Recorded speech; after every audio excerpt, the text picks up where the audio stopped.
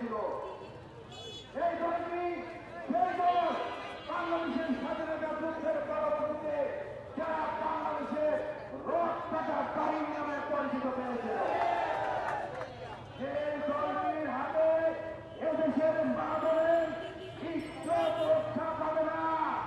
যে দলটি এদেশের মা বোনদের ইজ্জত হরণ করে তাদের হাতে কি এই রাষ্ট্রের স্থিতিশীলতা হবে? এই দলটি আজকে আমার ইসলামের তকমা লাগিয়ে তারা ঘরে বেড়াচ্ছে। তাদের বার্তা ওই বাংলাকে ভোট দিলে নাকি জান্নাতের টিকিট পাওয়া যাবে।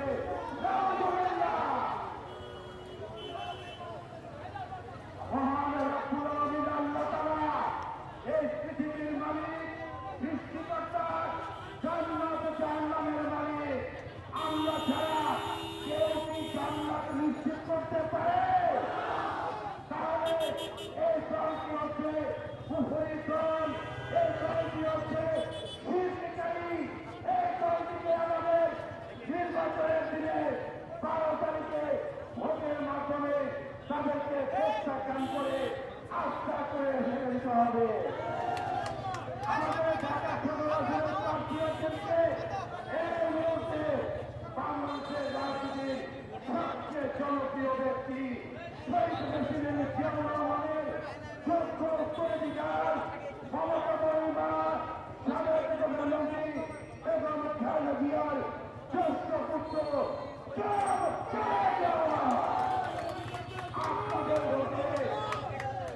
আপনাদের ভোটে তারেক রহমান এমপি নির্বাচিত হয় ইনশাআল্লাহ। বাংলাদেশের প্রধানমন্ত্রী হবেন। তারেক রহমান বাংলাদেশের প্রধানমন্ত্রী হয়ে জায়গায়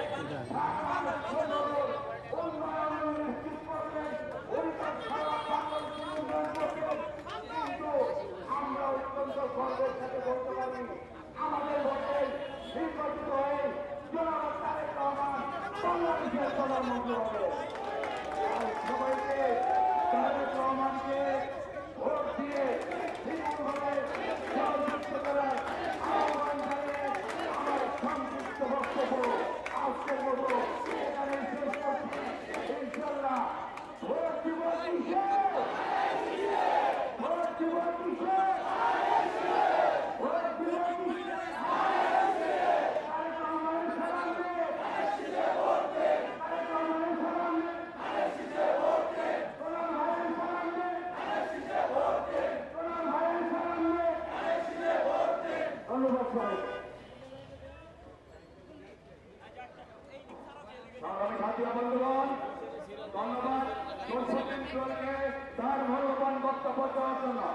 এ পর্যায়ে আপনাদের সঙ্গে বক্তব্য নিয়েছেন বাংলাদেশ জাতীয়তাবাদী দলের কেন্দ্রীয় নির্বাহী কমিটির সাবেক তথ্য সম্পাদক, বর্তমান নির্বাহী কমিটির গবেষণা বিভাগের সম্পাদক, বাগেরহাটের কৃষি সন্তান জনাব পৃথিবীর শামীমুর রহমান শামীম ভাইকে তার মূল্যবান বক্তব্য দেওয়ার জন্য অনুরোধ করছি।